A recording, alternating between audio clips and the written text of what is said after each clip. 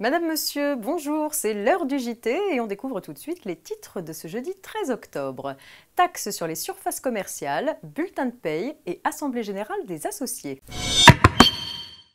Les exploitants de commerce de vente au détail ayant une surface commerciale supérieure à 2500 m² sont redevables de la taxe sur les surfaces commerciales, la TASCOM, et depuis la TASCOM due au titre de l'année 2015, ils doivent également payer une majoration de 50% de la TASCOM due.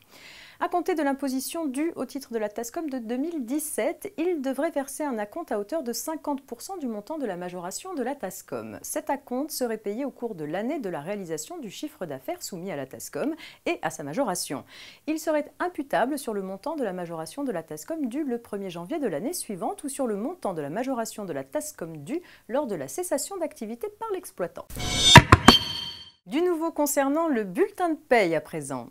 À partir du 1er janvier 2017, les employeurs d'au moins 300 salariés devront obligatoirement remettre à leurs salariés un nouveau modèle de bulletin de paye consistant en une nouvelle présentation des cotisations sociales et des libellés. Les cotisations salariales et patronales d'assurance sociale, d'accident du travail, d'allocation familiale, de retraite et d'assurance chômage devront être regroupées par risque couvert. Les autres contributions patronales, notamment le versement de transport, la contribution de solidarité pour l'autonomie, la contribution au dialogue social, la taxe d'apprentissage, la participation à l'effort de construction et la participation à la formation seront fusionnées en une seule ligne et de nouvelles mentions devront apparaître sur le bulletin de paye pour informer le salarié sur le coût du travail, en particulier le montant total des allègements de cotisations et le total brut versé par l'employeur comprenant les charges patronales. Un arrêté du 26 février 2016 présente les modèles de regroupement des cotisations ainsi que les libellés à respecter pour les salariés cadres et non cadres. À compter du 1er janvier 2018, tous les employeurs devront respecter ce nouveau bulletin de paye. Une petite histoire d'assemblée générale des associés pour terminer.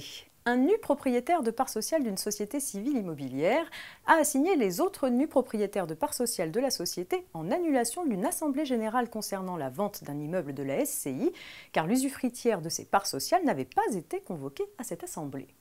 Sa demande a été rejetée. La Cour de cassation a déclaré que l'Assemblée générale, qui a pour objet des décisions collectives autres que celles concernant l'affectation des bénéfices, ne peut pas être annulée au motif que l'usufruitier des parts sociales n'a pas été convoqué pour y participer. En effet, tout associé a le droit de participer aux décisions collectives, mais si une part sociale est grévée d'un usufruit, le droit de vote appartient au nu propriétaire, sauf pour les décisions concernant l'affectation des bénéfices où il est réservé à l'usufruitier, à moins que les statuts en décident autrement. C'est la fin de ce JT, je vous souhaite une belle journée et on se retrouve demain.